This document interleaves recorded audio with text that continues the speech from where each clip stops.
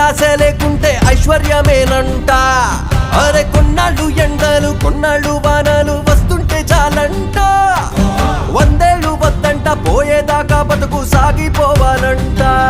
ప్రతిదీ నీతోనే నీతోనే బ్రతుకు